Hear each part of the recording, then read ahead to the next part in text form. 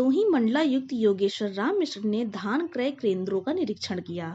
Commissioner ने गोपीगंज और जंगीगंज में स्थापित खाद्य एवं रसद विभाग के धान क्रय केंद्र का औचक निरीक्षण किया। उन्होंने केंद्र पर किसानों से धान खरीद के लिए की गई व्यवस्थाओं का जायजा लिया। मंडलायुक्त योगेश्वर राम मिश्र ने केंद्र प्रभारी को निर्देश दिया कि किसानों को कोई भी असुविधा न होने पाए। उन्होंने यह भी कहा कि किसानों के धान की खरीद टोकन देकर की जाए। किसानों के धान में नमी हो तो धान को सुखाने की व्यवस्था की जाए। किसानों के बैठने पानी पीने की उचित व्यवस्था रखने का निर्देश दिया। उन्होंने केंद्र पर धान क्रय करने के लिए की गई व्यवस्थाओं का जायजा लेते हुए अभी तक हुई खरीद की उपलब्धता के बारे में जानकारी हासिल की। किसानों के धान खरीदे हुए किसानों के भुगतान के बारे में भी केंद्र प्रभारी से पूछताछ की। इस अवसर पर मुख्य विकास अधिकारी भानु प्रताप सिंह, मंडी सचिव, उप जिलाधिकारी ज्ञानपुर प्रियंका एवं संबंधित अधिकारी किसानगण उपस्थित रहे। भदोही से जिला प्रभारी राजेश तिवारी की रिपोर्ट। सर, आज आप अपने मंडल के भदोही जनपद में दौरे पर आए हैं और क्रय केंद्र में भी आपका आगमन और हुआ है।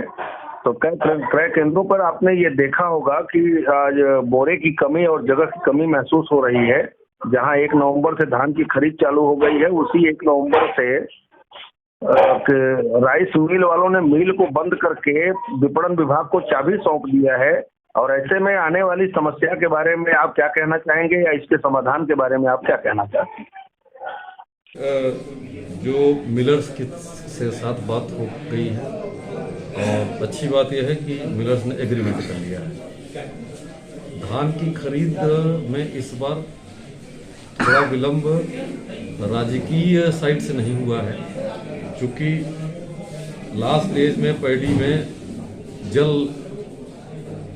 भराई बहुत सी जगहों पे हुई, बारिश हुई बेमौसम की, जिसके कारण फसल थोड़ा सा डिले रही।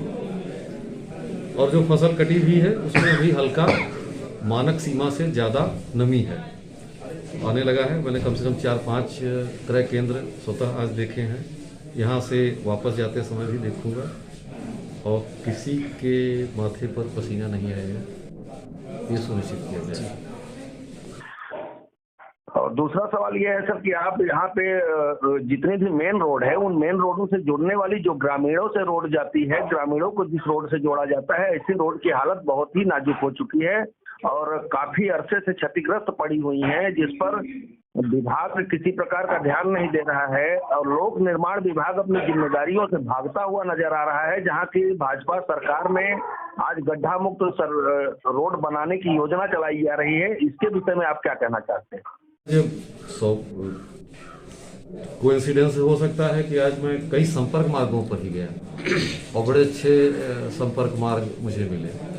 गड्ढा मुक्ति का अभियान चल रहा है और उसमें जो प्रमुख मार्ग हैं, चाहे वो शहर के मार्ग हों चाहे ग्रामीण क्षेत्रों को जोड़ने वाले मार्ग हों, उन सब पर कार्यवाही चल रही है और शासन का प्रयास है, हम सब लोग भी उसी में लगे हुए हैं कि एक स्मूथ संचालन सड़कों का हो।